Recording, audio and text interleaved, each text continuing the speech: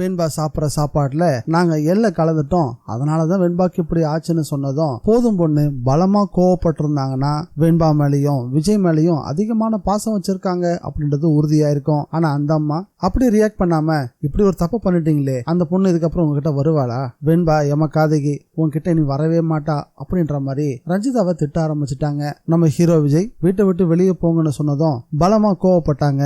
ஆனா அதே இடத்துல நின்றுட்டு இருந்தாங்க. வெளியே போன விஜயும் மல்லியும் பேசிட்டு உள்ள வந்த பிறகு நம்ம ஹீரோ விஜய் மல்லி சொன்னதுனாலதான் உங்க எல்லாத்தையும் விடுறேன், இங்க இருக்கிறதா இருந்தா ஒழுங்கா இருந்துக்கோங்க, இல்லனா கதவு திறந்தா இருக்கு அப்படின்னு ரொம்பவும் குத்தலா பேசிட்டு போனாரு. உண்மையிலேயே சூடு சொன்ன இருந்தவங்களா இருந்திருந்தா மல்லி சொல்லி நாங்க எங்க இருக்கணுமா, அதெல்லாம் தேவையில்லை, நாங்க வெளியே கிளம்பி போறோம் அப்படின்னு போயிருக்கணும். ஆனா அவங்க போகல. இதெல்லாம் பண்ணாதவங்க ரூமுக்குள்ள வந்ததும் ரொம்பவும் வில்லத்தனமா யோசிக்க ஆரம்பிச்சுட்டாங்க. அப்போ விஜய் கிட்ட பேசுறது எல்லாமே நாடகம். சித்ரா மனசுல விதைக்கப்பட்டிருக்கிற எல்லா கெட்டதுக்கும் ஒருவேளை போதும் பொண்ணு காரணமா இருப்பாங்களோ அப்படின்னு நினைக்கதான் தோணுது. போதும் பொண்ணு காமெடி பீஸா தான் இருப்பான்னு நினைச்சுக்கிட்டு இருந்தோம். ஆனா போக போக கொஞ்சம் வில்லத்தனம் பண்ணவும் ஆரம்பிக்கிறாங்க. வில்லத்தனம் பண்ணாலும் அதுலயும் ஒரு நீதி நேர்மை நியாயம் இருந்தா அவங்க வயசுக்கு உண்டான மரியாதை கிடைக்கும், இல்லனா மரியாதை சுத்தமா போயிடும். போதும் பொண்ணு கேரக்டர் பத்தி நீங்க என்ன யோசிக்கிறீங்கன்றத மறக்காம கமெண்ட்ல பதிவு பண்ணுங்க. வணக்கம் மக்களே, welcome to TN Vijay review. நம்ம சேனலுக்கு நீங்க ஃபர்ஸ்ட் டைம் வந்திருக்கீங்கன்னா சப்ஸ்கிரைப் பட்டனை பிரஸ் பண்ணி நம்ம சேனலுக்கு சப்போர்ட் பண்ணுங்க. அப்படியே இந்த வீடியோக்கு ஒரு லைக்கையும் கொடுத்துருங்க. போதும் பொண்ணு ரஞ்சிதா கிட்ட சொல்லி கதிரேசனுக்கு போன் பண்ண சொன்னாங்க. போன் பண்ணி அந்த மல்லி வெண்பாவுக்கு விஷத்தை கொடுத்துட்டா நாங்க தான் கஷ்டப்பட்டு அவளை காப்பாத்தணும், கொஞ்சம் விட்டுருந்தாலும் மல்லி வெண்பாவோட கதையவே முடிச்சிருப்பா அப்படின்னு சொன்னதும் கதிரேசன் பொங்கி எழ ஆரம்பிச்சுட்டாரு.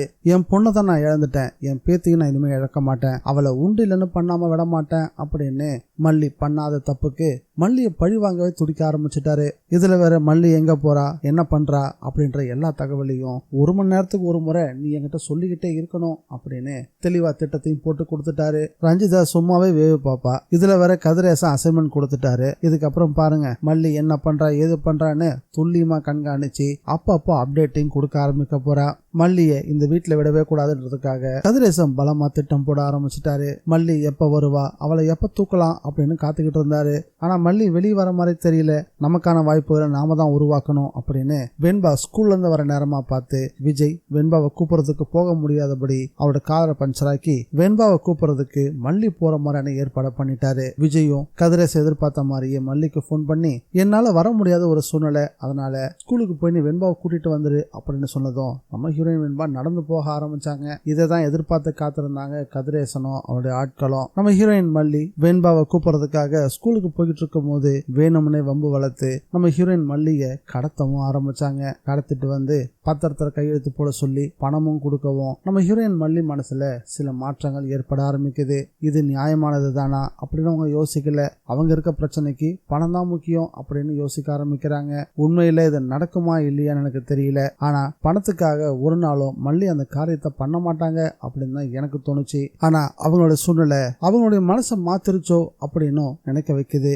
இத பத்தி உங்களோட கருத்து என்னன்றத மறக்காம கமெண்ட்ல பதிவு பண்ணுங்க. இந்த வீடியோ பிடிச்சிருந்தா லைக் பண்ணுங்க, ஷேர் பண்ணுங்க. டிஎன் விஜய் ரிவ்யூவை மறக்காம சப்ஸ்கிரைப் பண்ணி வச்சுக்கோங்க. மீண்டும் அடுத்த வீடியோல சந்திக்கலாம். By guys.